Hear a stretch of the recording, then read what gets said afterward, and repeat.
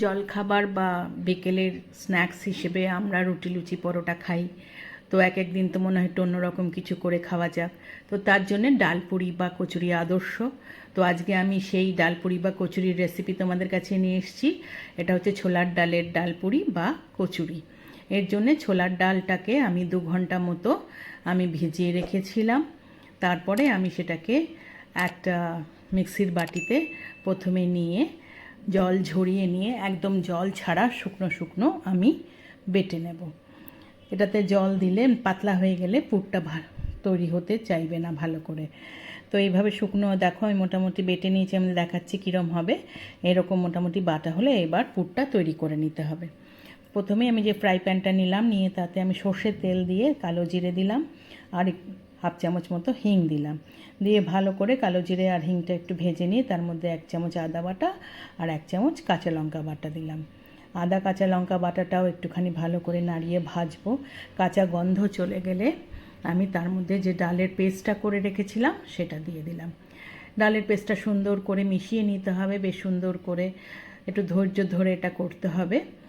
আর সুন্দর করে কিছুক্ষণ মেশানোর পরে এর মধ্যে আমি 1/2 চামচ নুন দিয়ে দিলাম আর 1 চামচ চিনি দিলাম, কারণ এই পুরটা একটু মিষ্টি মিষ্টি হলে ভালো লাগে খেতে।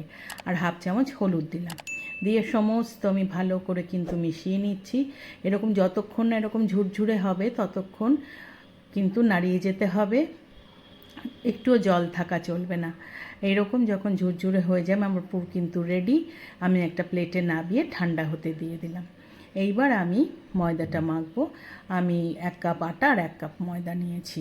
নিয়ে তার মধ্যে 1/2 চামচ নুন, 1/2 চামচ চিনি আর 1 চামচ মতো বড় 1 চামচ আমি সাদা তেল দিয়ে এবার ভালো করে শুকনো আগে মেখে নিয়ে ময়ানটা দেব। যখন দেখবে হাতের মুঠোর মধ্যে সুন্দর একটা মুঠো তৈরি হয়ে যাচ্ছে তখন বুঝবে ময়ানটা সুন্দর হয়ে গেছে আর নিজের থেকে ঝুরঝুর হয়ে ভেঙে পড়ছে। ময়ানটা দেওয়া হলে এবার আমি উষ্ণ গরম জল দিয়ে আমি এটা মেখে নিয়েছি। আমার এই মাখাটা নিয়ে এবারটা ঢাকা দিয়ে আমি 1/2 ঘন্টা মতো রেখে দেব। এইবার 1/2 ঘন্টা পরে ঢাকা খুলে আমি আরেকটু মেখে নিলাম আমার এই মাখাটার থেকে। এইবার আমি গোল গোল বল তৈরি করে নেব। যেরকম লুচি হয় তার থেকে একটু বড় করতে হবে এই কচুরির বলগুলো। তো এইভাবে আমি লেচিগুলো কেটে নিয়ে দেখো আমি সব লেচিগুলো কেটে রেখেছি। এইবার এর থেকে আমি বাটির আকারে করে নেব।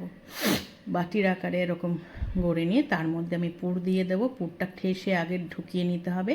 নিয়ে মুখগুলো আগে এরকম করে বন্ধ করে নিয়ে এইবার গোল করে নিয়ে সুন্দর করে সিল করে দিতে হবে। এই সুন্দর করে সিল করলেই কিন্তু কচুরির থেকে যখন তোমরা বেলবে বা ভাজবে তাহলে কিন্তু আর ফেটে বেরোবে না কোনো পুর। তো এই আসল কিন্তু এই পুর ভরাটাই প্রথমে দিয়ে ভালো করে চেপে ঢুকিয়ে দিতে হবে। দিয়ে মুখগুলোকে সিল করে দিয়ে সুন্দর করে লেচিটাকে গোল করে নিয়ে এরকম করে চেপে তৈরি করে নিতে হবে। তো আমি এরকম করে সমস্ত কিছু বলগুলোকে আমি লেচিগুলোকে তৈরি করে নিয়ে এবার আমি তোমাদেরকে ভেজে দেখাচ্ছি। প্রথমে আমি বেলুন চাকি নিয়ে তার মধ্যে আমি এরকম দিয়ে একটুখানি আগে প্রেস করে সমস্ত জায়গায় পুরগুলোকে ছড়িয়ে দিলাম। দিয়ে খুব হালকা হাতে কিন্তু বেলে নিতে হবে, বেশি জোর দিয়ে বেললে হবে না। এরকম সাইডগুলো দিয়ে হালকা হাতে আর একটু মোটা হবে, যেরকম লুচি আমরা পাতলা বেলি সেরকম না বেলে এই ডালপুরি বা কচুরি কিন্তু একটু মোটা বেলতে হয়। তো এইভাবে আমি কয়েকটা পরপর বেলে নিচ্ছি। বেলে নিয়ে এক সাইডে রেখে আমি আস্তে আস্তে কচুরিগুলো ভেজে নেব। এইবার এই বেলতে বেলতেই আমি কিন্তু তেল বসিয়ে দিয়েছি কড়াইতে। তেলটাও গরম হচ্ছে, আমার বেলাও হয়ে যাচ্ছে। আমি বেশ কিছু কতগুলো বেলে নিলাম লেচি। এইবার তেল গরম হয়ে গেছে, আমি এক এক করে কচুরিগুলো ভেজে তুলব। দেখো আমি তেলে দিয়ে এরকম চেপে দিলেই কিন্তু সুন্দর দেখো ফুলে উঠছে। দুপাশ ভালো করে ভেজে নিয়ে যখন দেখবে সুন্দর রং ধরে এসছে তখন এক এক করে কচুরিগুলো ভেজে তুলতে হবে। এরকম একটা ভেজে তুললাম, আবার আমি আরেকটা দিয়ে দিলাম। এইভাবে দেওয়ার সঙ্গে সঙ্গে একটু চাপ দিলেই কিন্তু সঙ্গে সঙ্গে ফুলে উঠবে। দেখো এরমভাবে দুপাশ ভেজে নিয়ে যেই দেখবে সুন্দর রং এসে গেছে সঙ্গে সঙ্গে সেগুলোকে তেলের থেকে তুলে নিতে হবে। আমি এইভাবে সমস্ত কচুরিগুলো ভেজে দেখো তুলে নিয়েছি। আজকে আমি এই ডালপুরিগুলো একটা আলুর সবজি দিয়ে সার্ভ করব, যেটার ভিডিও এর পরেই আসবে। রান্নাটা যদি তোমাদের ভালো লেগে থাকে একটা লাইক করো, কমেন্ট করো, শেয়ার করো। যারা এখনও আমার চ্যানেলটা সাবস্ক্রাইব করোনি প্লিজ করে দিও। পাশে থাকা বেল আইকনটা প্রেস করবে, তাহলে আমার সমস্ত রান্না তোমাদের কাছে পৌঁছে যাবে।